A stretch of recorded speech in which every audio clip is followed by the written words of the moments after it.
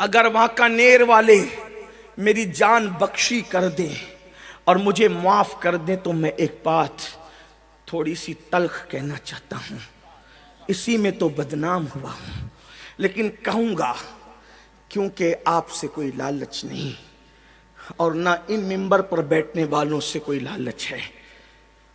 پیر کا بچہ پیر بننا چاہتا ہے لیکن عالم کا بچہ عالم نہیں بننا چاہتا۔ پیر اپنے بچے کو پیر بنانا چاہتا ہے لیکن عالم اپنے بچے کو عالم نہیں بنانا چاہتا۔ وجہ اس لیے کہ اسے پتا ہے مجھے کچھ بھی نہیں آتا، باپ کی خلافت لے کے پیر بن جاؤں گا تو ہاتھ بھی چومے جائیں گے، دعوتیں بھی ملے گی اور نذرانے بھرپور ملیں گے۔ لیکن عالم کا بچہ عالم اس لیے نہیں بننا چاہتا اور عالم اپنے بچے کو عالم اس لیے نہیں بنانا چاہتا کہ امامت کر کے ان جاہل ترشتیوں کی اتنی باتیں سنی ہے۔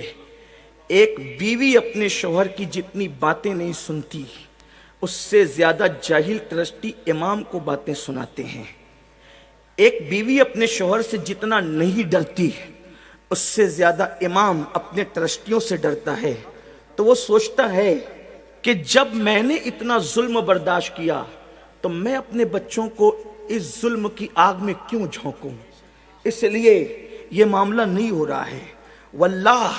میں اللہ کی قسم کھا کے کہتا ہوں میں کسی پیر کا مخالف نہیں، اس لیے کہ میں کہیں ایک پیر رکھتا ہوں،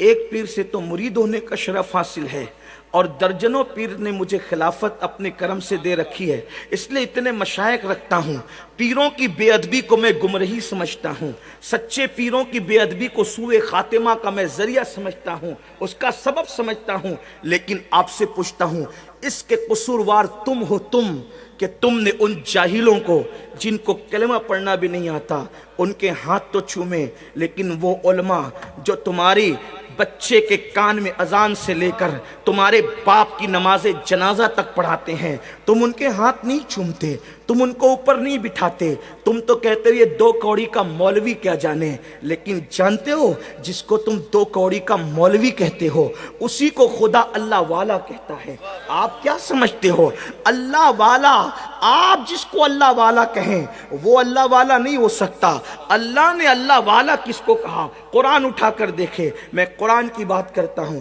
اگر اچھے عالموں کو اپنی قوم میں پیدا کرنا ہے تو عالموں کی قدر کرنا سیکھو، اچھے امام پیدا کرنا ہے اماموں کی قدر کرنا سیکھو۔ بڑی معذرت کے ساتھ جن جاہلوں کو کلمہ پڑھنا نہیں آتا ان کو تو دیسی مرغیاں اصلی گھی میں کھلاتے ہو، کبھی اپنے مسجد کے امام کو بھی اس قدر کے ساتھ بلایا، اس عزت کے ساتھ بلایا؟ ہاں، ایک رات کے لیے گویوں کو اور چیخنے چلانے والے میری طرح لوگوں کو بلاتے ہو تو آپ مٹھی بھر بھر کے نظر پیش کرتے ہو، کبھی اپنے امام کو بھی اتنا دیا؟ امام تو بیچارہ 5000 8000 میں مر رہا ہے، اس کی آپ مدد نہیں کرتے۔ اگر ترشتیان کے دل چھوٹے ہیں تو کیا مسلمان یہ طے نہیں کر سکتے کہ میں جمعہ پڑھنے جاؤں گا تو اپنے امام کے ہاتھ میں حسب حیثیت 100 روپے رکھ سکتا ہوں تو 100، 50 رکھ سکتا ہوں تو 50، 500 رکھ سکتا ہوں تو 500۔ اگر ہر مقتدی امام کے ہاتھ میں جمعہ میں رکھیں تو جتنا اس کو مسجد سے ملتا ہے اس کو 10 گنا زیادہ اپنے مقتدیوں سے ملے گا،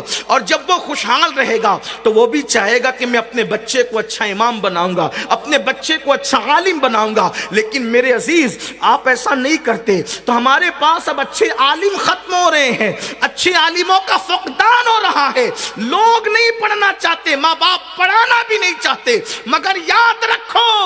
علماء کی اگر تم عزت نہیں کرتے، میں یہ نہیں کہہ رہا ہوں کہ پیروں کی نہ کرو، میری بات کا غلط مفہوم نہ لینا، واللہ میں اپنے مشائخ کے پیر تک چومتا ہوں اور میں سمجھتا ہوں کہ اللہ نفل عبادتیں مجھے وہ مرتبہ نہیں دلاتی جو میرے مشائخ کا احترام مجھے مرتبہ دلاتے ہیں۔ میرا عقیدہ اور نظریہ یہ ہے